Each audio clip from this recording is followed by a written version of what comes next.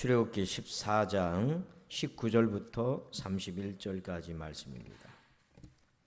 14장 19절.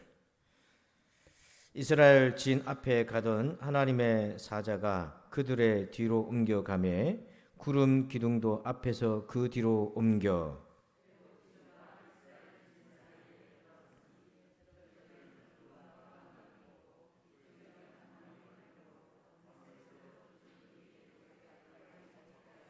모세가 바다 위로 손을 내밀매 여호와께서 큰 동풍이 밤새도록 바닷물을 물러가게 하시니 물이 갈라져 바다가 마른 땅이 된지라.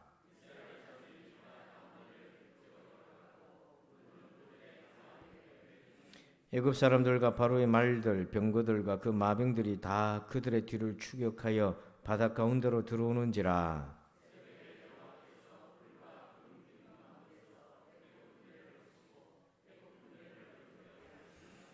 그들의 병거 바퀴를 벗겨서 달리기가 어렵게 하시니 애굽 사람들이 이르되 이스라엘 앞에서 우리가 도망하자.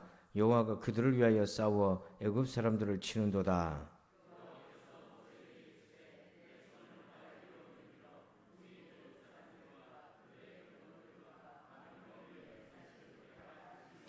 모세가 곧 손을 바다 위로 내밀매 새벽이 되어 바다의 힘이 회복된지라. 애굽 사람들이 물을 거슬러 도망하나 여호와께서 애굽 사람들을 바다 가운데 엎으시니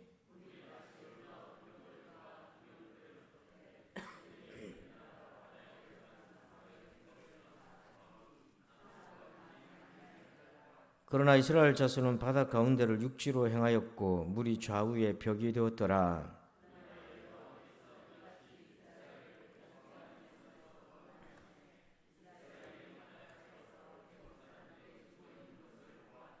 다 같이 이스라엘이 여호와께서 애굽 사람들에게 행하신 그 큰 능력을 보았으므로 백성이 여호와를 경외하며 여호와와 그의 종 모세를 믿었더라. 아멘. 할렐루야. 자, 오늘 말씀의 제목을 같이 한번 읽어볼까요? 시작. 어느 쪽인가? 여러분 어느 쪽에 서 계십니까? 하나님 쪽에 계시기를 축복합니다. 그래서 오늘 우리가 어느 쪽에 있는가가 우리가 승리하는 결정적인 이유가 됩니다. 요인이 되는데요. 자, 먼저 14절 한번 보십시다. 자, 14절을 한번 보시면 여호와께서 너희를 위하여 싸우시리니 너희는 가만히 있을지니라. 자, 모세가 백성들에게 두려워하는 백성들에게 여호와께서 너희를 위하여 뭘 하신다고요? 싸우신다. 자, 어떻게 되었습니까? 25절 가보세요. 25절 같이 읽어봅시다. 시작. 그들의 병거 바퀴를 벗겨서 달리기가 어렵게 하시니 애굽 사람들이 이르되 이스라엘 앞에서 우리가 도망하자. 여호와가 그들을 위하여 싸워 애굽 사람들을 치는도다. 아멘. 25절 끝에 보니까 애굽 백성들이 뭐라고 얘기하고 있습니까? 여호와가 그들을 위하여 싸워 애굽 사람들을 치는도다. 그러니까 14절에서 하나님이 너를 위하여 싸우실 것이다 말씀하셨고, 그것을 누구의 입으로 고백하게 만들었냐면 하나님께서 애굽 군대의 입에서 나오게 하셨어요. 여호와가 이스라엘을 위해서 싸우고 있다. 우리가 도망치자. 그러니까 원수도 하나님이 우리를 위해 싸우시는 것을 안다는 얘기인 거죠. 그러니까 여러분 원수도 알고 있는 것을 우리가 모르면 되겠습니까? 악한 원수도 하나님이 우리를 위해 싸우신 건 아는데 우리가 그걸 망각하면 되겠는가? 여러분 하나님께서 우리를 위하여 싸우실 줄 믿습니다. 그래서 여러분들이 어떤 싸움이 있든지 간에 하나님이 나를 위하여 싸우실 것이다. 그것을 원수도 알게 되는데 내가 그것을 믿지 못하고 있으면 어떻게 되나?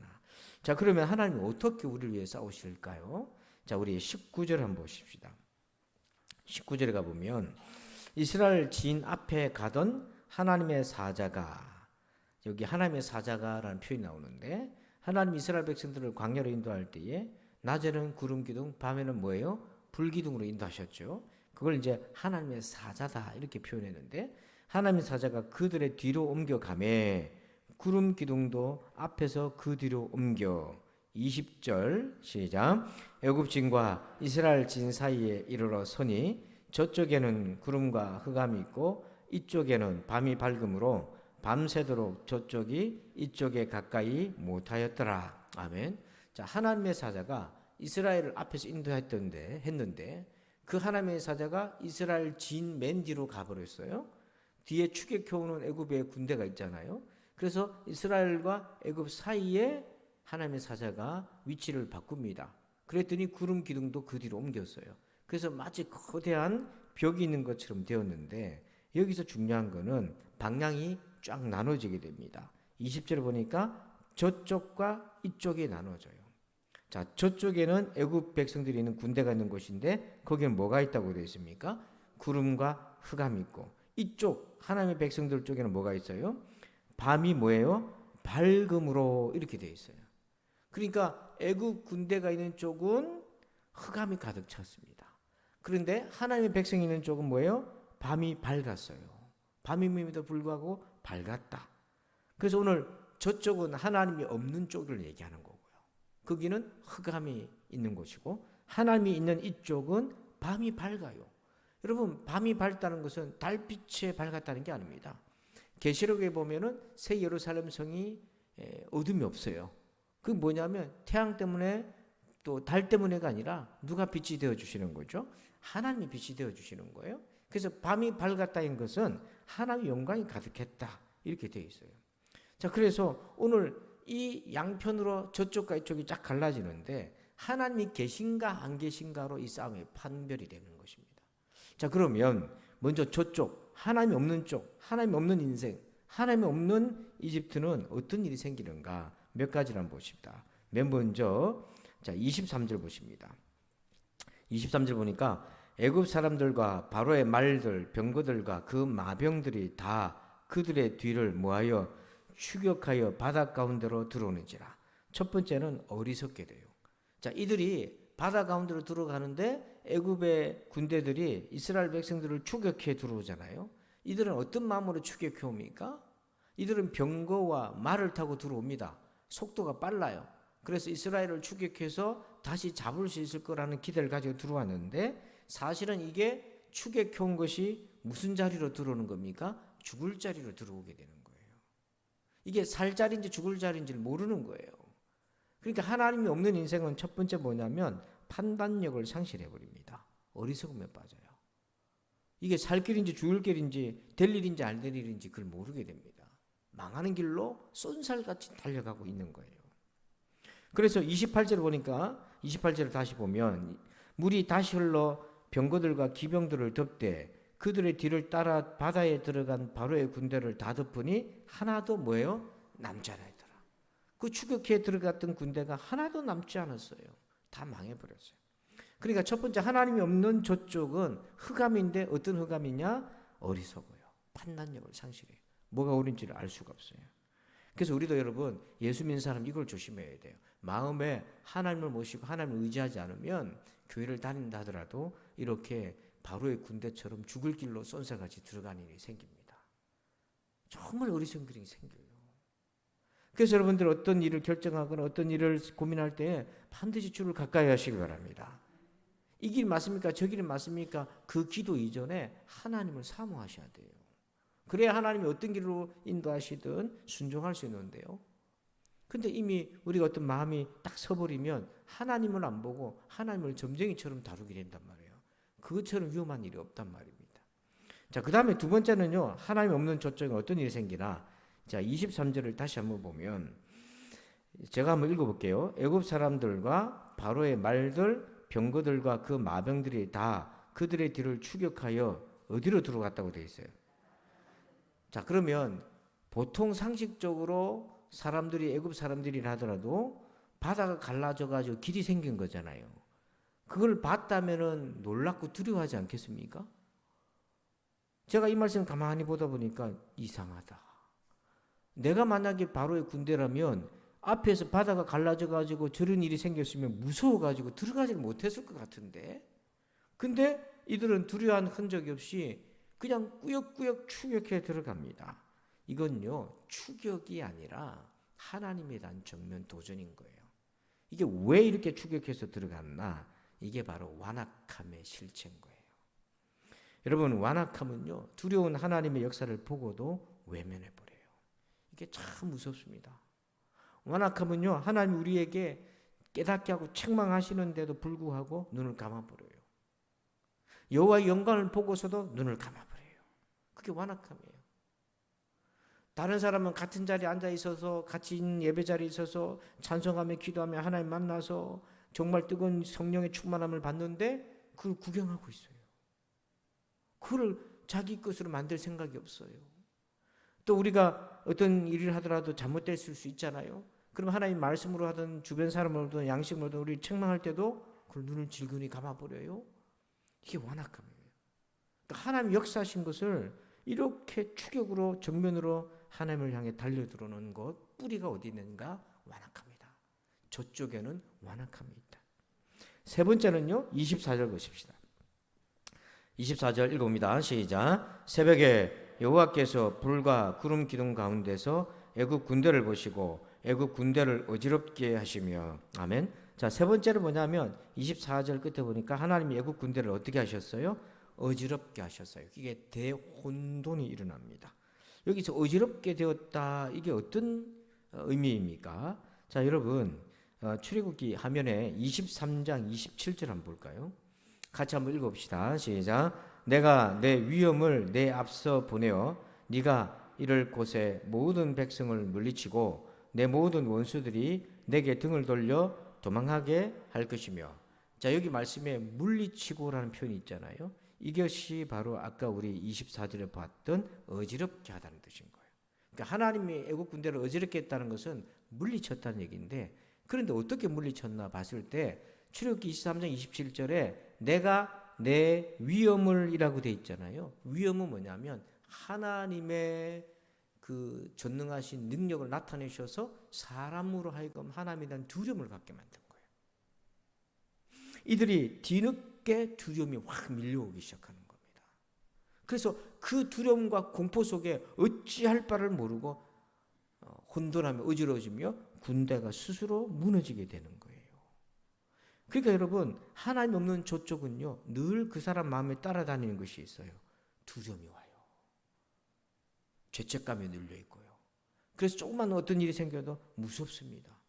두렵습니다. 해결되지 않은 죄 때문에 두려워요. 판단력도 상실되고. 그래서 어떻게 할 줄 모르는 겁니다. 이런 일이 생겨요. 저쪽에는 그런 일이 있어요. 네 번째는요, 25절 보십시다. 25절 읽어봅니다. 시작. 그들의 병거 바퀴를 벗겨서 달리기가 어렵게 하시니 애굽 사람들이 이르되 이스라엘 앞에서 우리가 도망하자. 여호와가 그들을 위하여 싸워 애굽 사람들을 치는도다. 아멘. 구체적으로 하나님이 어떻게 어지럽게 하셨나 보니까 25절에 그들의 병거 바퀴를 뭐 했다고 되어 있습니까? 벗겨서 달리기가 어렵게 하셨다. 여러분, 병거라는 게 마차잖아요. 말이 끄고 바퀴가 있잖아요. 사람이 걸어가는 것보다 속도가 훨씬 빠르기 때문에 얼마든지 이스라엘 백성들을 추격해서 잡을 수 있잖아요. 근데 바퀴가, 하나님이 바퀴를 벗겨 버렸다는 거예요. 이게 뭐냐면 어떤 의미냐면 우리가 흔히 진흙탕에 들어가서 바퀴가 완전히 흩돌듯이 바다 가운데 길이 열렸지만 물이 들어오기 시작하면서 이 바다가 이제 점점 진흙탕으로 변해져 가지 않겠습니까? 그리고 모래가 있으니까 수렁같이 되지 않겠습니까? 그래서 어떤 영어 성경에는 이걸 뭐라고 되어 있냐면 바로 이 자동차가 예를 들어서 진흙탕에 빠져가지고 흩돌듯이 이런 상황이 생겼다는 거예요. 이게 뭐냐면 마차는 기동력, 바퀴가 생명인데 그게 무력화돼 버렸어요. 이게 뭐냐면 네 번째, 저쪽에는 뭐가 생기는가? 하나님께서 뜻밖의 변수를 만들어 버리십니다. 생각지도 못한 변수가 만들어져요. 그게 뭐냐면 장점이 최악의 단점으로 바꿔버리게 만드십니다. 바퀴가 최상의 장점입니다. 추격하는데. 근데 그게 바다 가운데로 들어오니까 최악의 단점이 되어서 꼼짝할 수 없게 되고 거기 갇혀버리게 됩니다. 자, 우리가 그림을 한번 보면 다윗과 골리앗의 싸움도 바로 그렇습니다. 자, 이게 지금 골리앗의 키가 2m가 넘어요. 다윗은 딱 제가 보니까 저만한 것 같아요. 예. 자, 그런데 다윗이 뭘로 골리앗을 넘어뜨렸습니까? 물맷돌이죠. 잘 보십시오. 골리앗의 최대의 장점은 등치예요. 등치. 힘이 얼마나 셌든지 칼도 잡고 그 창자루 배틀제 같은 창을 잡고 거기에 섰는데 얼마나 몸이 큰지요. 몸이 큰 사람의 특징이 있습니다. 위압감이 있고 큰 무기를 쓰고 한번 휘두르면 파워가 넘쳐가지고 한번 맞으면 다 날아가지만 뭐가 제일 약점입니까? 기동력, 속도가 떨어져요. 근데 이 다윗은 처음에 사울의 갑옷을 입었는데 너무 힘들거든요. 그 벗어버렸어요. 그래서 맨몸으로, 원래 있던 맨몸으로, 그리고 돌을 하나 들고 나가는데 이게 지금 최악의 조건이잖아요. 갑옷도 없고 돌밖에 없는데 그에게는 뜻밖의 무기가 있었어요. 뭐냐면 속도와 돌이라는 게 있었어요. 그래서 이스라엘 군대가 이걸 실제로 연구를 했습니다. 이스라엘 방위군의 탄도학 전문가가 이걸 연구했는데 35m 거리에서 돌을 날리면 초속 34m로 날아가는데 그걸 시속으로 환산하면 122km로 간다는 거예요. 그게 어느 정도냐면 중간 정도의 권총으로 사람을 쏘면 그 사람이 맞아서 받는 충격이 되는 거예요. 그러니까 골리앗이 그 이마에 맞았으니까 총 맞은 거하고 같다는 거예요. 그래서 그 돌이 골리앗의 머리에 맞는데 걸린 시간이 뭐냐면 1초도 안 걸렸다는 거예요. 그러니까 골리앗의 가장 큰 장점을 가장 치명적 단점으로 만들어 버리신 거예요, 하나님이. 어디 쪽에? 저쪽에. 그래서 여러분들을 막 위화감 들게 만들고 어떤 문제가 여러분들을 두렵게 만드는 거 있습니까? 하나님이 함께 하시면 저쪽은 도리어 그게 치명적 단점으로 바뀌어지는 일이 생겨요. 자, 이렇게 애굽 하나님 없는 저쪽은 뭐냐면 어리석고 완악하고 혼돈스럽고 하나님이 변수를 만들어서 완전히 무력화시켜버려요. 그러면 하나님이 계신 이쪽은 어떤 일이 생기는가? 자, 20절 한번 볼까요? 20절 같이 읽어봅시다. 시작. 애굽 진과 이스라엘 진 사이에 이르러 서니 저쪽에는 구름과 흑암이 있고 이쪽에는 밤이 밝음으로 밤새도록 저쪽이 이쪽에 가까이 못하였더라. 자, 여기 이쪽 하나님의 백성들 쪽에는 어떤 특징이 있습니까? 밤이 뭐 했다고 되어 있어요? 밝았다 이렇게 되어 있잖아요. 이게 뭐냐면 흑암은 무질서 혼돈인데 밝았다는 건 하나님의 질서, 하나님의 영광이 가득했다 하는 것입니다. 그러니까 여러분, 영광은요 하나님이 형태로 나타날 수 없기 때문에 그의 영광이라고 표현하는데요. 그래서 몇 가지 이쪽 하나님의 편에 있을 사람들에게 나타난 것이 있어요. 자, 첫 번째는 뭐냐면 31절 한번 보세요. 31절 한번 읽어볼까요? 시작. 이스라엘이 여호와께서 애굽 사람들에게 행하신 그 큰 능력을 보았으므로 백성이 여호와를 경외하며 여호와와 그의 종 모세를 믿었더라. 아멘. 자, 31절 끝에 보니까 이 모든 일로 인해서 백성들이 그의 종 모세를 뭐 했다고 되어 있어요? 믿었다 이렇게 되어 있잖아요. 첫 번째, 하나님이 모세를 쓰셨어요. 자, 그런데 왜 모세를 쓰셨나? 하나님이 굳이 모세 보고 지팡이를 바다 가운데 내밀어라 하지 않아도 지금 하나님이 다 하고 계신 거잖아요, 지금 이게. 근데 왜 하나님이 그렇게 하셨나? 여러분, 모세가 지금 바다를 가린 게 아닙니다. 누가 가른 겁니까? 우리 아무것도 아니에요. 그냥 우리는 하나님의 도구로 쓰임 받는 거예요. 자기 능력이라고 착각하면 큰일 납니다. 그러니까 하나님은 모세를 쓰시는데요. 쓰실 때 우리는 주님의 막대기에 불과한 거지. 막대기가 주인 노릇하면 안 된다. 철저하게 겸손해야 된다. 그러니까 하나님 편에 이쪽에 있으면 하나님 우리를 쓰신다 하는 거죠. 여러분, 주의 쓰임 받기를 바랍니다. 우리가 쓰임 받는다고 해서 뭐 대통령이 되고 국회의원이 되고 그게 쓰임 받는 게 아닙니다. 주의 몸 교회. 여러분, 주의 몸인 교회라고 돼 있잖아요. 교회 섬기는 것만큼 귀한 것이 없어요. 이 말은 교회주의자가 되자는 말이 아니라 주의 몸이잖아요. 하나님을 사랑하고 이웃을 사랑하는 주의 몸이잖아요. 여러분, 몸된 교회에 쓰임받기를 축원합니다. 이게 정말 큰 영광이라는 거예요. 자, 두 번째로요. 21절 보십시다. 21절 시작. 모세가 바다 위로 손을 내밀매 여호와께서 큰 동풍이 밤새도록 바닷물을 물러가게 하시니 물이 갈라져 바다가 마른 땅이 된지라. 아멘. 자, 지금 21절의 끝에 바다가 무슨 땅이 됐어요? 뭐 때문에 그렇게 됐습니까? 물이 갈라졌어요. 물이 왜 갈라졌습니까? 바닷물을 물러가게 했습니다. 바닷물이 왜 물러가겠습니까? 밤새도록 뭐가 불었습니까? 자, 큰 동풍이 불었어요. 여기까지는 자연현상이에요. 자연원리 설명이 돼요. 그러면 큰 동풍은 누가 일으켰습니까? 그래서 초자연적인 것과 자연적인 것이 결합이 되어 있어요. 그러니까 큰 동풍을 하나님 일으키셨어요. 이건 초자연적인 겁니다. 근데 그 동풍으로 인해서 밤새도록 바닷물이 물러가고 바다가 갈라져서 마른 땅이 된 거는 자연적 현상인 거예요. 그렇잖아요. 우리 아침마다 여러분 머리 드라이 하시잖아요. 바람을 불게 하면 이 머리가 어떻게 됩니까? 빨리 마르잖아요. 그 원리하고 똑같은 거 아니에요, 지금. 그러니까 하나님이 하실 때는 뭐냐면 초자연적인 역사와 자연적인 역사가 결합되어서 일으키신다. 근데 이 세상 사람들은요, 하나님을 빼버리고 자연만 관찰하는 거예요. 그래서 하나님 없이 뭔가를 자꾸 설명하려는 거예요. 여러분, 하나님이 우리 가운데 분명히 살아계셔서 큰 동풍을 일으키게 하신 분이 주님이십니다.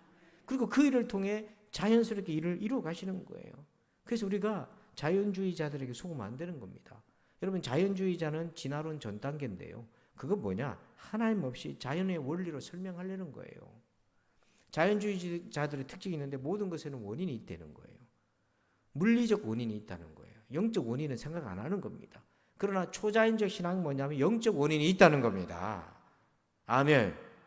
그걸 기억하시라는 거예요. 하나님이 우리 인생의 원인이기를 축원합니다. 자, 그래서 세 번째로요. 22절 보십시다. 22절 시작. 이스라엘 자손이 바다 가운데를 육지로 걸어가고 물은 그들의 좌우에 벽이 되니. 자, 그렇게 해서 이스라엘 백성들이 바다 가운데를 육지로 뭐하고 되어 있습니까? 걸어가다는 건 무슨 표현이냐면 길이라는 표현이에요. 길을 걸어가는 거죠.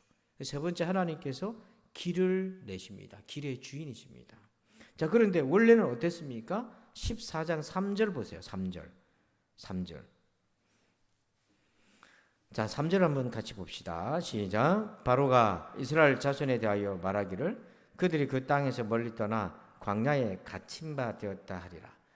광야에 뭐 했다? 갇혔다. 이 말은 뭐냐? 앞에는 바다고 뒤에는 지금 있는 곳은 뒤에는 광야고 군대가 추격해 오니까 이제 길이 없다는 거잖아요. 애굽도 바로도 그렇게 생각했고 이스라엘 백성들도 생각했어요. 인간은 어떤 결정적인 약점과 한계를 갖고 있냐면 길을 못 보는 거예요. 길이 없다고 생각하는 거예요. 그러면 어떻게 됩니까? 사람이 더 이상 피할 길이 없다, 갈 길이 없다 생각하면 어떤 일이 됩니까? 극단적이게 돼요. 여러분도 인생 살면서 더 이상 길이 없다. 그럼 어떻게 하십니까? 그 죽을 생각하잖아요. 주저앉아 버리잖아요. 근데 오늘 그 길이 없다는 곳에 하나님이 어떻게 하셨습니까? 길을 내셨어요. 길의 주인은 하나님이십니다. 예수님이요, 제자들이 갈릴리 풍랑이 있는 바다를 막 이때 예수님이 물 위를 어떻게 하십니까? 걸어오시잖아요. 걸어오신단 말이 뭐냐면 그 풍랑 치는 바람 부는 갈릴리 바다를 주님은 길로 여기시고 오시는 거예요. 여러분, 주님이 길이십니다. 사람이 만들어 놓은 것이 길이 아니라 주님이 가시면 그게 길이 되는 거예요. 그러니까 여러분이 길이 막막하고 길이 없다라는 생각이 딱 부딪힐 때 오늘 말씀 붙들으셔야 됩니다. 광야에 주저앉아서 애국 군대처럼 갇혔다. 그걸 고스란히 내가 물려받아가지고 나는 죽었네, 갇혔네, 그러고 앉아있을 것인가? 아니면 하나님을 의지하고 주님이 예비하신 길을 기도하면서 찾아 나갈 것인가? 여러분, 절대로 하지 말아야 될 생각은 길이 없다는 생각하면 안 됩니다. 길은 반드시 있습니다. 아멘. 자, 그 다음에 네 번째로요, 24절 보십시다. 24절 시작. 새벽에 여호와께서 불과 구름 기둥 가운데서 애국 군대를 보시고 애국 군대를 어지럽게 하시며. 자, 이제 애국 군대가 자중 질환이 일어나고 막 이제 병거도 뻘에 갇히고 바퀴가 막 이건 나고 이런 일이 생기는데 그게 시간상 언제 그런 일이 생겼다고 되어 있습니까? 새벽에. 자, 여러분 한번 따라서 할까요? 새벽을 응용하자. 이게 뭐냐면 시편 46편 1절 한번 5절 한번 읽어보실 텐데요.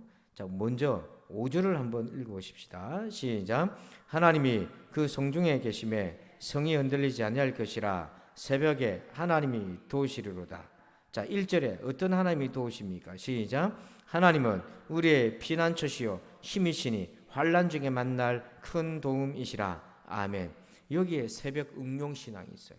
5절에 보니까 새벽에 하나님이 도우시는데 여기서는 상황이 어디입니까? 바다입니까? 성입니까? 성이에요. 성이 포위가 되고 원수들의 공격에 의해서 정말 길이 없어 무너지는 것 같지만 이들은 새벽에 하나님 도우시려 했을 때 넌데없는 새벽이 아니라 바로 이 출애굽에 하나님이 새벽에 이스라엘 백성들을 구원하시려고 애굽의 군대를 어지럽게 했던 그 말씀을 소환하며 기억하시는 거예요. 그 새벽은 단지 새벽의 물리적 시간이 아니라 아무도 도와주지 않는 잠든 시간과 같은 캄캄한 어둠인 같지만 하나님이 다 보시고 불과 구름 기둥 가운데서 보시고 애굽 군대를 보시며 그들을 어지럽게 하는 것. 그래서 여러분, 우리의 상황이 어떤 상황이든지 그 출애굽의 새벽에 하나님 애굽 군대를 물리치신 것처럼, 그래서 그걸 물려받아서 성이 어려운 가운데 있지만 새벽에 하나님이 도우실 것이라고 성경에서 응용했던 것처럼 여러분의 삶에서도 응용하시길 바랍니다. 하나님이 도우십니다. 그래서 하나님 그랬을 때 어떤 하나님이 여러분 머릿속에 떠오릅니까? 막연한 하나님이 아니라 바로 이 애굽의 군대를 그렇게 새벽에 어지럽게 하며 그 막강한 군대를 무기력화시켜버렸던 하나님, 전능하신 하나님, 우리를 위해 싸우신 하나님을 기억하시기 바랍니다. 기도하는데 하나님에 대해서 비어있으면, 하나님이 어떤 분이신지에 대한 내용이 비어있으면 그 기도가 무슨 능력이 있겠어요? 자, 그 다음에 보십시다. 이쪽에는 또 어떤 일이 생기는가? 30절 읽어봅니다. 시작. 그날에 여호와께서 이같이 이스라엘을 애굽 사람의 손에서 구원하시매 이스라엘이 바닷가에서 애굽 사람들이 죽어 있는 것을 보았더라. 자, 30절 끝에 보니까 바닷가에서 이스라엘 백성들이 뭘 봤다고 되어 있습니까? 애굽 사람들이 죽어 있는 것을. 자, 요 바닷가라는 것을 딱 눈에 넣어 놓으시고 2절을 한번 가보세요. 2절. 자, 2절을 여러분들만 읽어주실까요? 시작.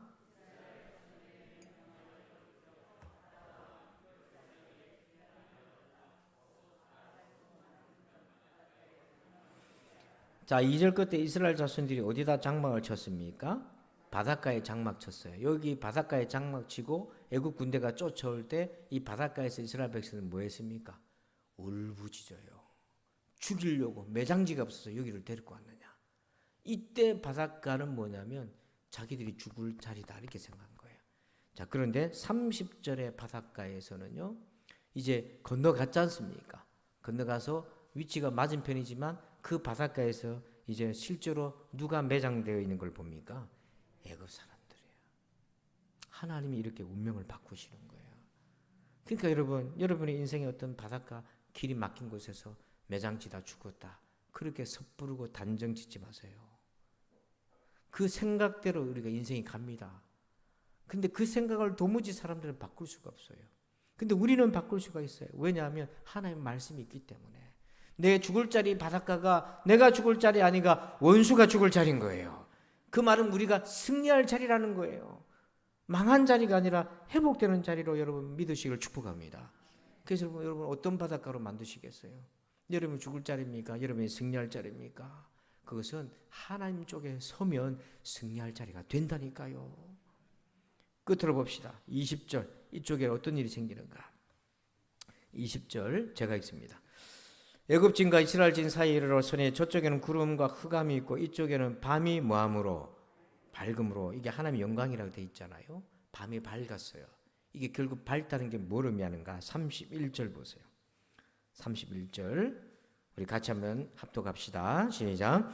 이스라엘이 여호와께서 애굽 사람들에게 행하신 그 큰 능력을 보았으므로 백성이 여호와를 경외하며 여호와와 그의 종 모세를 믿었더라. 자, 거기 보니까 큰 능력을 보았기 때문에 백성들이 뭐 했다? 여호와를 경외했고 그 다음에 여호와와 그의 종 모세를 뭐 했다?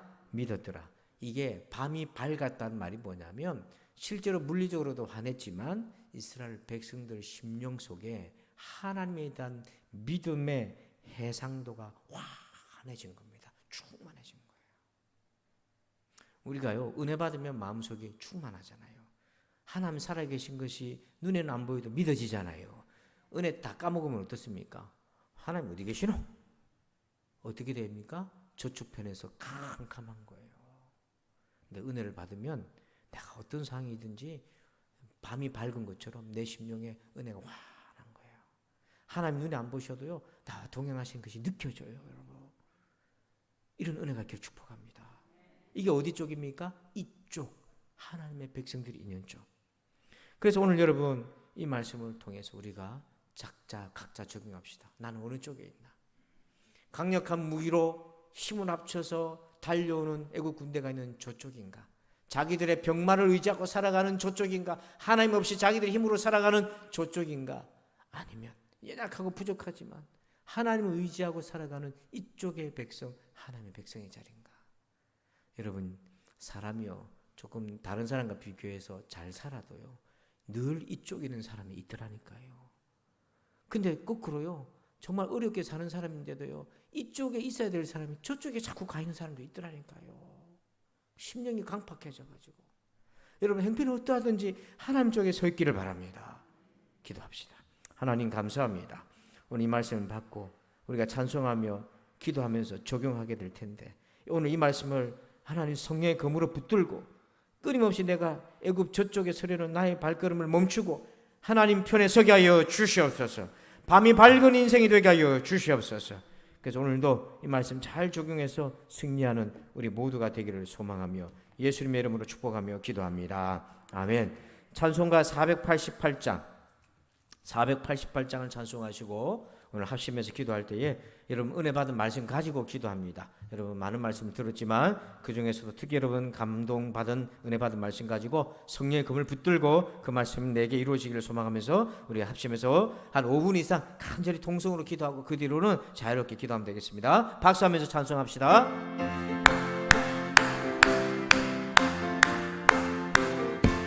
이 몸의 소망 무언가 우리 주 예수뿐이세. 우리 주 예수밖에는 믿으리 아주 없도다. 주 나의 반석이시니 그 위에 내가 서리라. 그 위에 내가 서리라. 무섭게 바람 부는 밤물 결이 높이 설렐 때 우리 주 크신 은혜에 소망에 닿을 줄이라. 주 나의 반석이시니 그 위에 내가 서리라. 그 위에 내 세상에 믿던 모든 것 끊어질 그날 되어도 그 주의 언약 믿사와 내 소망도 그리라. 주 나의 반석이시니 그 위에 내가 서리라. 그 위에 내가 서리라. 바라던 천국 올라가 하나님 앞에 배울 때 그 주의 의를 힘입어 여치 바로 서리라. 주 나의 반석이시니 그 위에 내가 서리라. 그 위에 1절만 한 번 더 합시다. 이 몸의 소망 무언가 우리 주 예수뿐이세. 우리 주 예수밖에는 믿으리 아주 없도다. 주 나의 반석이시니 그 위에 내가 서리라. 그 위에 내가 서리라. 아멘. 우리 다 함께 주여 삼창으로 간절히 기도합시다. 주여 주여 주여. 아버지 하나님 감사합니다. 아버지 하나님 오늘도 말씀을 받았습니다. 이 말씀 붙들고 하나님 쪽에 있게 하여 주옵소서. 이쪽 백성으로 살게 도와주셨기를 원합니다. 하나님 우리를 붙들어 주옵소서. 하나님 아버지 저쪽에 애굽의 자리가 아니라 하나님 편에 서게 하소서. 하나님의 백성들 자리에 있게 하소서. 밤이 밝은 하나님의